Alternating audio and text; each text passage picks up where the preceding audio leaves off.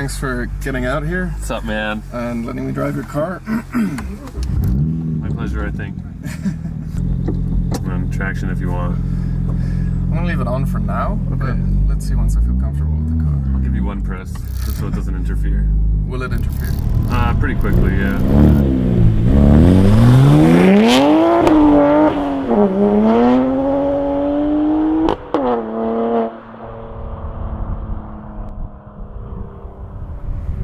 Alright, so we're in the hills of Los Angeles right now, on Angeles Crest. And yeah, I'm gonna see what this car is about. It has quite a lot of serious mods. I'm gonna ask Alex in a second, and it's gonna take a while, but yeah, tell me about it. Let's start with the simple stuff. I don't know, exterior? Exterior, almost nothing. Yeah, I haven't done anything outside for the most part. Except for the wheels? Stuff you can see, I guess, yeah, just the wheels. I really wanted to run like an aggressive setup, and that doesn't quite exist on these cars because they have no room in the fenders. Yeah. So, but I did some math, and I like to kind of push the limits a little bit of what everyone says you can do in the forums. It ended up working out. I did 18x9 plus 42 Apex wheels, and then 255, 35, 18 Nexon Surf 4G tires. Yeah, they look really good. I like them. Kind of track focus rubber, and they're awesome. And what about the suspension? I run KW clubsport dampers, but in order to fit a wide wheel, I needed more clearance on the springs. Yes. And I needed more camber. Okay. So what I had to do was kind of a hybrid setup. So I do KW dampers, Vorschlag camber plates, and Swift springs. And then we just did some motion ratio calculations, and I ended up with like a 6K, 12K split with the springs. And at the perfect spring height, I have like perfect clearance all around. So perfect. Yeah. Yeah, that's what I like about this car. From like first view, it looks pretty understatement, and from driving it now, like it's not rubbing anywhere. It seems really clean. Yeah, I mean, it seems like you did a good job. That's my goal with this, was like a really kind of harnessed, cohesive build. Yeah. Where it made sense, and maybe like the 135 CSL that never got here. Yeah. Right? So I wanted a super stripped down interior, Recaro buckets. Yeah. But yeah, I mean, I spent most of my time on the stuff you can't see. Yeah. So aside from just that suspension, every single bushing amount in the car has been replaced. Nice. It has PowerFlex track bushings in the rear subframe and the diff. AKG motor mounts, transmission mounts, motorsport shifter, Beamer World adjustable rear camera and tow arms. Nice. It's pretty much everything you can have, huh? I mean, I'm taking it pretty easy now, and for one, because the exhaust is not stock, so I need to drive it slow, otherwise we can't talk. But it feels serious, man. It feels stiff. It doesn't feel too stiff. I'm not bumping like crazy. It's not like losing traction or anything. I mean, we'll see once I push it. But okay, I just heard the blow-off valve, so tell me about the engine. What have you done there? Yeah, the engine, so this is the N54. It's a 3-liter inline 6 with 2 tiny turbos that build a lot of heat. And they're really meant for like efficient like street driving, so you have a ton of torque down low and then they just kind of fall on their face, which isn't so fun for the track. So I've done a few things to increase flow and decrease the duty cycle on the turbos. And then I've tuned it in a way where you have a linear throttle mapping. So it doesn't, you don't just hit the gas and it's just a ton of torque. It's more like a 1-to-1 ratio, which feels more like drive-by cable. But basically I run like a small E85 blend, like E30, a back-end flash, we have an intake, some upgraded inlets, intercooler, and it makes probably about like 410 at the wheels. Nice, which I think is more than enough for this chassis, huh? Yeah, that's enough. And for the width of the tires. I mean, we'll see what traction's like later. Well, and also, these cars come stock with a 308 final drive, which is super long. Yes. So, and I ran that on my E93 35i with the wave track limited slip. And I'll put in a little clip of some fun stuff.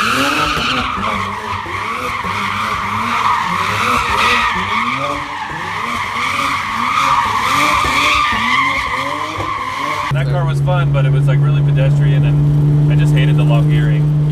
So with this, I did another wave track limited slip differential, and then this company Diffs Online basically assembled the whole thing, but I assembled it with the automatic gearing from the 128i. Yeah, I've heard about people doing that. Yeah, so it's a 346 final drive. Yeah, so tell me about the exhaust. What's going on there? The exhaust, so I really wanted this car to have, I wanted to hear it. Yeah. And I didn't really care about street driving because I don't need a daily driver, and I just wanted it to sound exotic. So I run catless downpipes from VRSF, paired with Burke Technology mid pipes, which are just two beautiful mid pipes with huge resonators, just really long resonators. And then that goes into a true twin setup with no muffler. Nice. So it's basically this completely raised exhaust. It's super light. It shaves 45 pounds from the stock exhaust. Wow. And it sounds good. Like it brings the best out of this engine. Yeah, it kind of sounds like it has like a little bit of an RB quality, like a kind of a trumpet. Yeah. Which is just sweet. And it sets huge flames out. And does it really? Yeah, Jesus. I love it, man. I'm just like, it's one of the best mods because you just gotta hear it to feel everything. It's what gives you the goosebumps when you drive.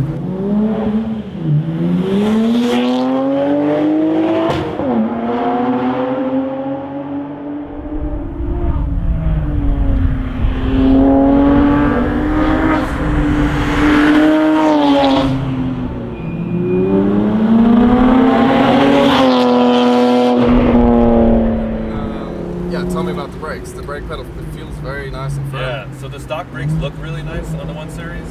They are like 6-piston calipers up front, but they're all looks. I did a full front and rear Stop Tech trophy kit. Wow, okay. So there's 6-piston calipers up front, 4 pistons out back, vented slotted rotors everywhere. And this shifter feels really good. I notice I'm shifting way too much, but that's just because I'm enjoying it so much. Yeah, I mean, you can keep the noise down, and you're only at like 3,500 RPM. And yes. There's tons of torque, so you could like, leave it in 5th if you really wanted to. Exactly, and we're not going slow. I mean, we have Eric and his 1M behind us. I know. Let's start pushing it. That was just under 5. Jesus. It feels so sound all around for the fact that you've modified so much. Yeah. I didn't want to go. I wanted to go overboard without going overboard. Yes, you've done a really good job with that. I didn't want it rubbing everywhere. I didn't want it crazy. Like people replace turbos and go for like 800 horsepower. But that's There's no need. That's not what you need to do with this car. Like with the engine stuff you've done, like what you said, it's enough power. Yep. More power is not the answer. Like this is. Oh my god, it feels so direct. The turn and response. Especially when you change direction, like right now, and then throw it into a left, it just does it immediately. There's pretty much no lag.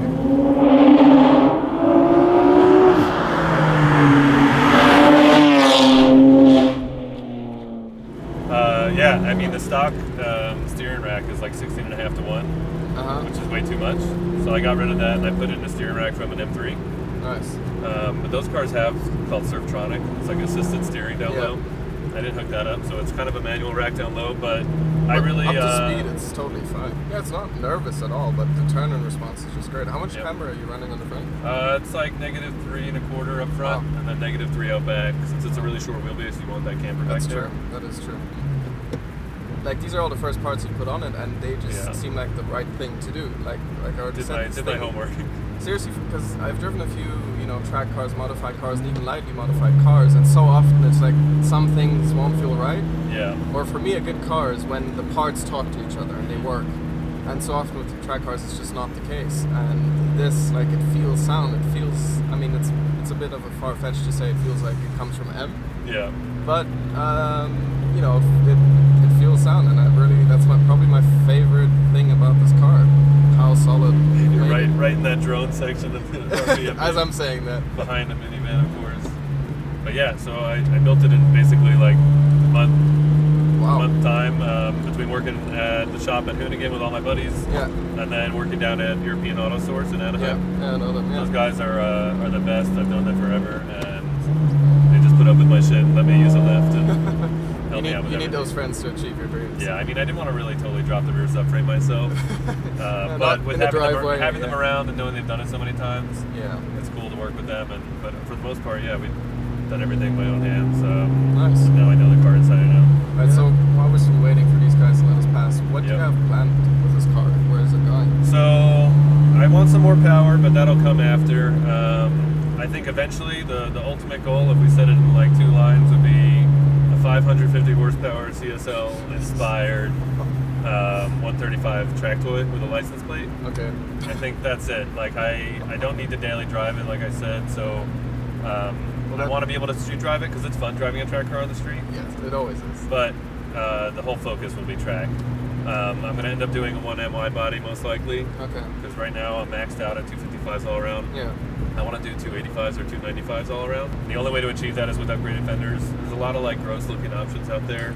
And not that I need to be like poser 1M boy, but yeah, it's the best looking kit, and I'm just going to do it with my own kind of twist. Nice. Sounds good. I might do carbon roof, get rid of the sunroof. And yeah, that's it.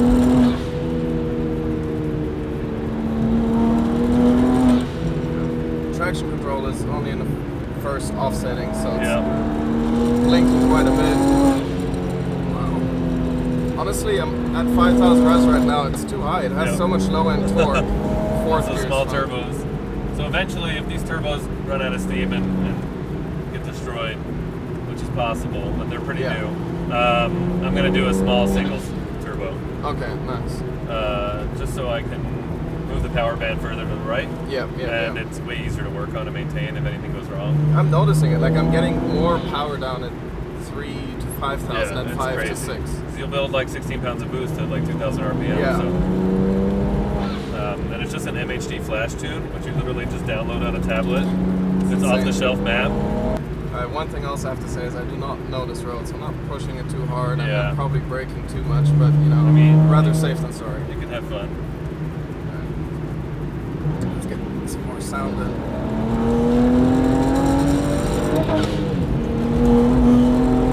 Jesus Christ, this thing pushes. This thing is serious, man. Yeah, man. I mean, it's definitely more than enough power to get in trouble with. Way more than enough. I'm totally doing. What's the speed limit here? I don't know. If you have to ask. I'm doing the speed limit. Maybe +5, but.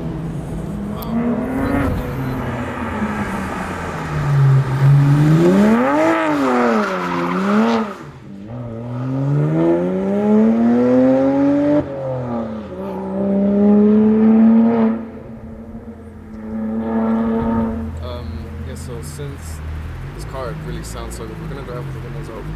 All right. Yeah, let's just see what it feels like.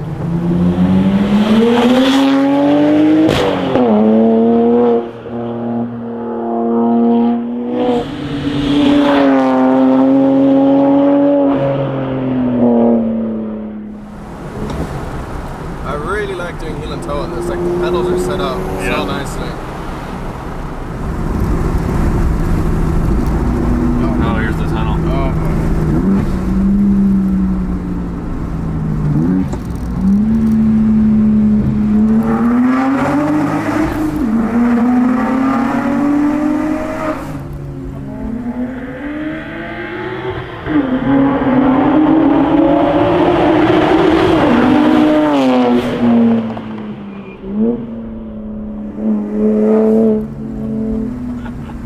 Jesus Christ.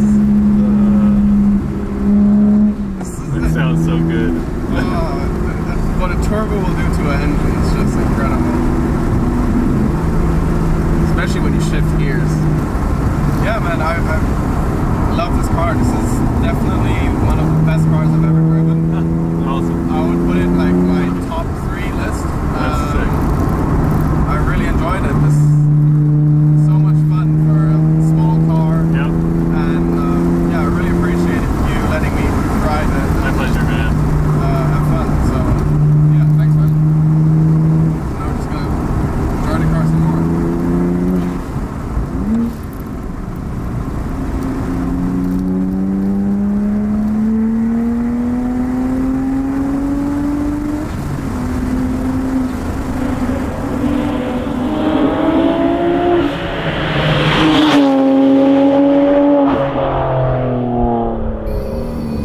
So Alex is so kind and has offered to do some circles with his car. Yeah, we haven't had breakfast, so No, empty stomach. yeah, let's get some donuts, man.